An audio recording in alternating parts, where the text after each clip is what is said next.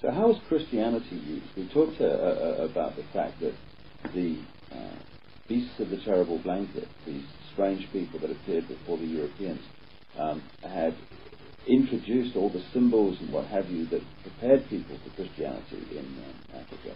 How was it used once the Christianity people, the Christian religion, arrived? I will tell you, sir, from what I saw as a young child. The Christian religion, or rather the missionaries that brought it, behaved like dictators. They ill-treated our people. They humiliated them. And they stole huge tracts of land from our people using the name of Jesus Christ. I want to give you this historical fact. If you go to Natal, near Durban, and you come to a place called Marian Hill, near Durban, you will find one of the biggest and one of the oldest mission schools in South Africa. Marian Hill sits on huge tracts of land. These tracts of land were stolen from the Zulu people by a missionary called Chimlet. And even to this day, the people of Marian Hill can tell you that that man was not just a missionary, he was also a crook and a pitiless exploiter of the black people. He was a monk, but he was much more than a monk. It was said that this Chimlet worshipped not God, not the Virgin Mary, but Satan himself. So that fits like a glove from the way the Illuminati were. And the other thing that must have happened, fundamentally in so many ways, is that the original knowledge, the knowledge that you carry and people like you carry, must have been destroyed, pushed underground, and basically the true story of history lost. Yes, sir. Let me tell you what the missionaries did. The missionaries used to employ the tactic of preaching the so-called gospel to our people. And at the same time, they used to manipulate our people into partying with some of their holiest relics. Please, sir, there is in London a place that I saw near the London Docks in an obscure street. It is a heavily guarded warehouse which belongs to the British Museum of Humankind. We were allowed to visit this place when I was in London in 1970, in 1997. And there, in that warehouse, I saw cupboard after cupboard after cupboard filled with priceless African artifacts in ivory, in bronze, in various indigenous woods, and sometimes in iron and in gold. I saw royal bangles from dead kings, bangles made of brass and bronze, bangles which showed every sign that they had been removed by force from the arms of dead men and dead women.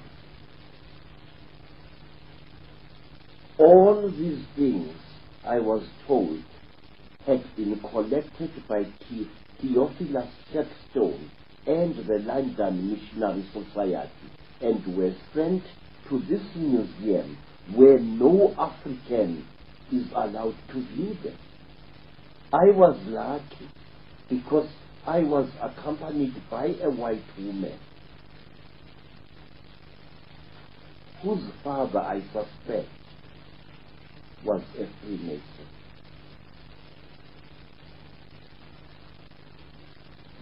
Now, let me tell you, sir, what the missionaries did also. The missionaries established hospitals in their mission station. Reverend Moffat had a hospital in that mission station. And when an African was brought there, sick unto death, the missionary used to tell this African that as a condition to his entering the hospital, he first had to be baptized as a Christian. And also as another condition for entering the hospital and receiving missionary treatment, the sick African had to surrender all artifacts from his ancestors that he had in his possession. One day, sir, my grandfather Zig had an accident. He had bought himself an ox wagon, but he did not know how to control it. And one day the ox wagon plunged off a cliff, and my grandfather was badly injured. And when he was taken to a mission hospital in the west of Zululand, the first thing that the missionary said to my grandfather was this, that he knew the missionary, that my grandfather owned a heap of metal objects which he kept in one of his huts, and that as a condition for receiving treatment for his broken bones, he had to surrender all that metal property to the missionary. Those things you have got in your home are full of evil spirits, said the missionary Reverend Lee. You must let me have them so that I can take them to a holy place in England where they would be destroyed. My grandfather stood up shakily and walked out of the mission hospital. He walked, and somewhere along the road he collapsed. And tribespeople who knew him took him to their village. And there,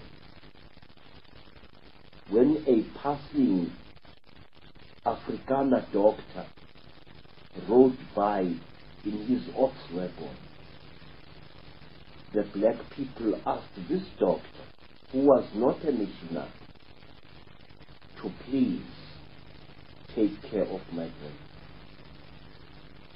The doctor took my grandfather aboard his ox wagon and took him to his farm far away. And there, the Afrikaner doctor, a herbalist really, as he was called, a Genees Here, he treated my grandfather free of charge, and he didn't place any conditions for his treatment. And my grandfather, out of gratitude, returned to his village a healthy man and took 3 fat cows and led them with his sons to the faraway home of the Afrikaner doctor. Again and again, Our people were robbed of their heritage. Our people were robbed of scientific equipment. Our people were robbed of irreplaceable artifacts, some of them dating back hundreds of years into the past, by the missionaries, especially the London Missionary Society. And if you go into that museum, Fred, up near the docks in London, you will find what I saw, and it will make you